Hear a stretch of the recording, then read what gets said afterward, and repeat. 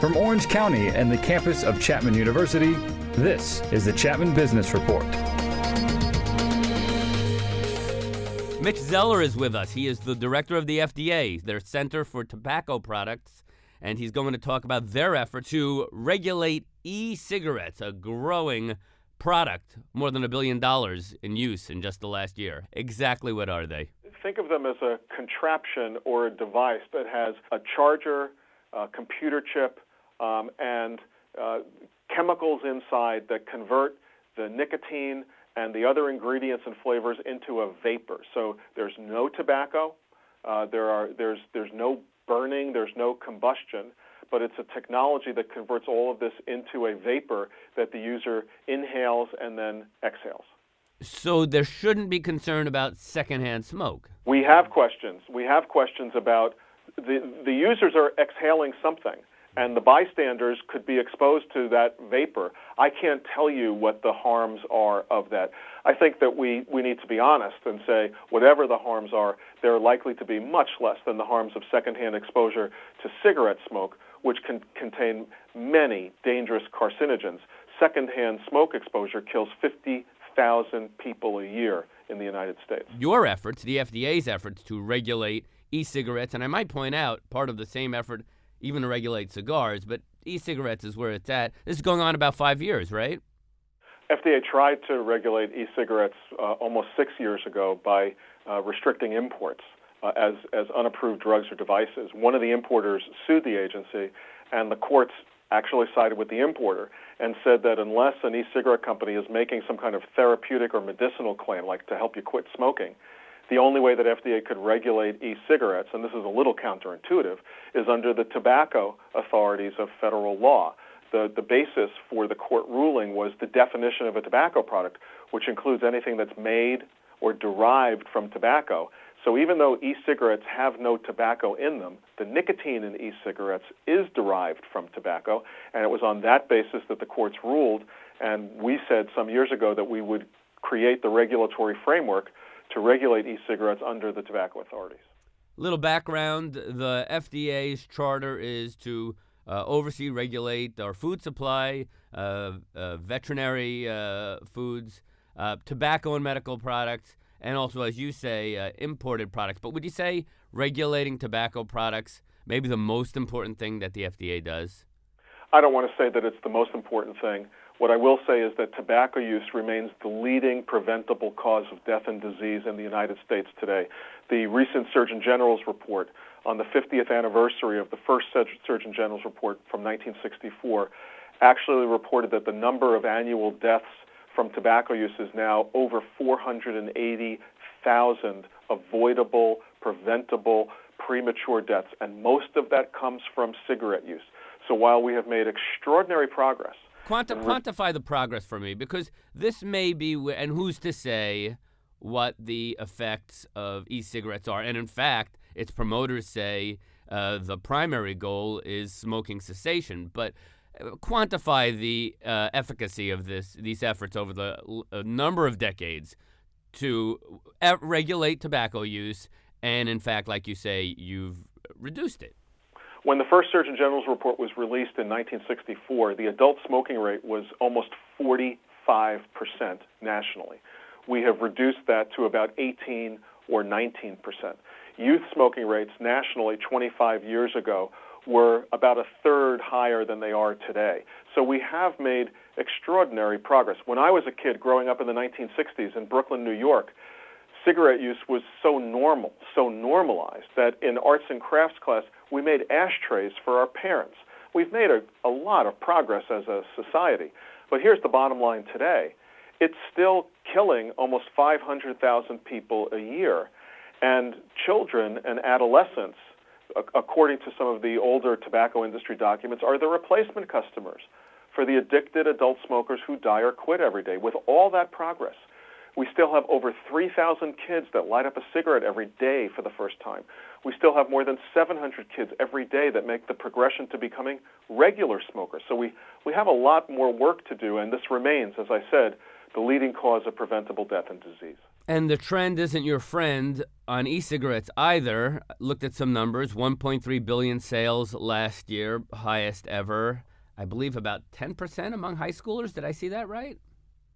The e-cigarette usage among middle school and high school age kids doubled from 2011 to 2012. Look, e-cigarettes have the potential to do harm. They also have the potential to do good, but they need to be regulated. We should point that out. You haven't gotten that authority yet, so the jury is out. We have and I know the medical community is split. A lot of people are split on e-cigarettes. So let me say this about the potential benefits. There is a subset of smokers out there that are just going to continue to smoke. For whatever reason, they're unable or unwilling to quit. I hope everybody would admit that with all the questions that we have about e-cigarettes, for those smokers, if they completely switch to e-cigarettes, there is no question that they would be reducing their risk. The problem is that needs to be put alongside any initiation of e-cigarettes by anyone, but especially kids, and then the impact that e-cigarettes might have on that much larger group of smokers who are concerned about their health, have not yet made a quit attempt, and who start using e-cigarettes alongside their regular cigarettes. And our concern from a public health perspective is that might diminish their interest in quitting. So we need to figure out what the net impact of all those potential behaviors are. 4 things I want to hit, and we have a lot of folks to talk to before we leave you. So you made this pitch. Is it Congress? Is it the FDA, the commissioner, Margaret Hamburg, and her fellow commissioners? Who do you need to give you the authority to regulate e-cigarettes? Congress passed the Family Smoking Prevention and Tobacco Control Act in 2009, and it gave the agency the authority to regulate only cigarettes, smokeless tobacco, and roll-your-own tobacco. But there was this important provision in the law that said the agency could go through a rulemaking, what we're doing right now, to include other categories of products within its jurisdiction that meet that definition, made or derived from tobacco, that statutory definition of a tobacco product. This is a rulemaking, so this is up to FDA. It's a proposed rule. We're taking comments. When the comment period closes, we will review all the comments and then publish a final rule, and that's what will go into effect. Because you're an administrative agency, could Congress come in and say, we don't think this is a good idea? The only way that they could do that and stop us is by passing a new law. Gotcha. They could hold hearings, they could investigate, which obviously they are free to do, but the only way that Congress could overturn this was by passing a new law, and they absolutely have the ability and the power to do that. Talking with Mitch Zeller, he's the director of the FDA Center for Tobacco Products, about their proposal going on 6 years now to regulate, among other products, they want to regulate hookahs, cigar and pipe tobacco, but principally, because this is the big growth area, e-cigarettes. So if you get this authority from the FDA commissioner, FDA at large, what would it mean? Labeling? Could you mean more than that, wouldn't it? Yeah, it's a series of what we call automatic and additional restrictions. When this rule goes final and is in effect, companies over time will not be able to introduce new products or make new claims in the marketplace until they file applications with FDA first and demonstrate on the basis of scientific evidence that there's enough evidence to support the marketing of a new product or a claim to reduce exposure or a claim to reduce risk. In addition to those kind of bedrock regulations, we're also proposing to extend the minimum age of sale, 18, from cigarettes and smokeless and roll-your-own to e-cigarettes and hookah and cigars and pipe tobacco and the like. We're proposing that these products not be sold in vending machines unless the vending machines are in an adult-only establishment. And we're also proposing a series of health warnings depending upon the category. For cigars, we've proposed 5 rotating warnings. For e-cigarettes, 1 warning about nicotine and addiction. What about these cities, like I mentioned, Los Angeles, no restaurants, no public places, no bars. I believe not quite as restrictive here in Orange County, Seal Beach, Buena Park, partial bans. Would you have, I'm going back now to the days of, the ongoing debate again with cannabis, and no one knew you had conflicting laws. Would their ordinances hold up, or would they be subjugated to whatever FDA passed? FDA has no authority to regulate where e-cigarettes can be used, so those laws would continue. As we wrap this up, Mitch, how important is this? On the FDA priority list, do you see e-cigarettes as a rising problem, or perhaps, again, the jury's out, and a primary goal is to wean people off traditional cigarettes. But how important is this to the FDA?